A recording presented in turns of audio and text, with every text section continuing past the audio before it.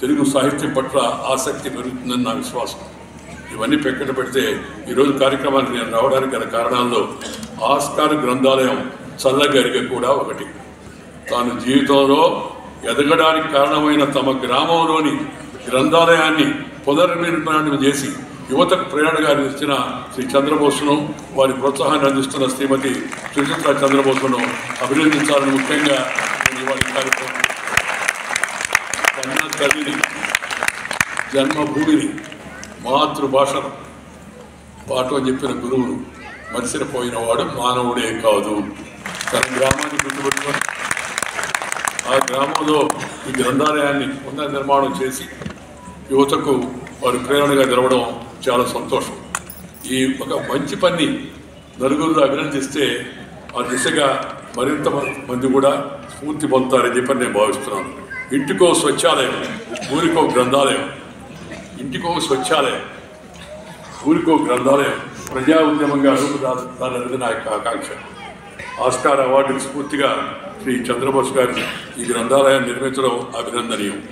జీవితంలో ఉన్నత స్థాయికి ఎదిగిన ప్రతి ఒక్కరూ ఈ స్ఫూర్తిని అందిపుచ్చుకోవాలని చెప్పని నేను అభిలషిస్తున్నాను. నాకు చాలాసేపు ఈ కార్యక్రమం ఉండాలని ఉంది, కానీ ఆరోగ్యం అంతగా సహకరించడం లేదు. ఇవాళ ఉదయాన్నే నేను డాక్టర్ దగ్గరికి వెళ్ళాను.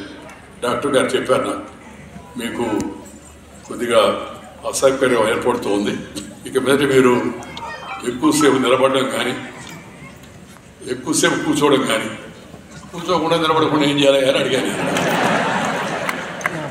ఏం చేయాలో మీకే తెలుసు, మీ శరీరం మీకు చెప్తుంది అన్నాడు. అని మీరు ఇంతకుముందు నాకు పాత అలవాటు కొన్ని మానేయాలన్నా. ఏంటంటే ఆయన చెప్పాడు, ఆ మధ్య చూశాను నేను, ఆంధ్ర వైద్య కళాశాలలో 255 మందికి మీరు డాక్టర్ అయిన గ్రాడ్యుయేషన్ సందర్భంగా సర్టిఫికేట్ ఇచ్చారు. అంతకుముందు చెన్నైలో గురునానక్ కాలేజీలో 645 మందికి నిలబడి 2 గంటల 15 నిమిషాలు మీరు అందరికి కూడా సర్టిఫికేట్ ఇచ్చారు. ఇక అవన్నీ మానేయాలా? ఒక 5 మందికి సర్టిఫికేట్ ఇవ్వడం, మిగతా సమయంలో మీరు ఆ పనిని వేరే వాళ్ళకి అప్పగించడం మంచిదని డాక్టర్ వాడే సలహా చెప్పాడు. నాకు ఆ సలహా అంతగా రుచించలేదు, బట్ రుచించకపోయినా తప్పనిసరి అనిపిస్తూ ఉంది. ఎందుకంటే శరీరం కొంత ఇబ్బంది కలిగిస్తుంది నడువు నొప్పి కారణంగా. అందుకని నేను ఎక్కువసేపు ఈ కార్యక్రమం ఉండలేకపోయాను. లేకపోతే ఆ శాంతం ఈ పాటలు అద్భుతమైన పాటలు పాడుతూ ఉన్నారు. ఆ సంగీతం వింటూ ఉంటే మనసత్వం తన్మయత్వం చెందుతుంది. సంగీతం మనకి అందరికి కూడా ఒక రకమైన యొక్క ప్రేరణ, ఒక రకమైన స్ఫూర్తి, అన్నిటికన్నా మానసిక స్వాంతనను అందిస్తుంది మనకి. స్వదేశ్ అని ఇంగ్లీష్లో అంటారు కదా, స్వాంతన.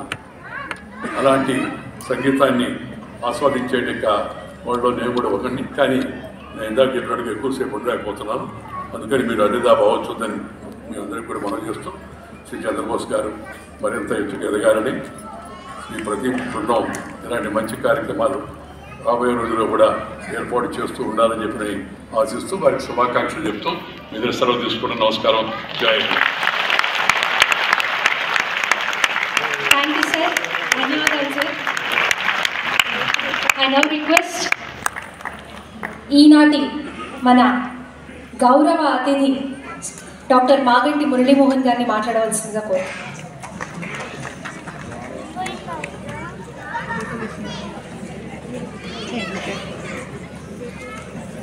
సార్ మాట్లాడతారు. మాట్లాడే ముందర ఐ రికగ్నైజ్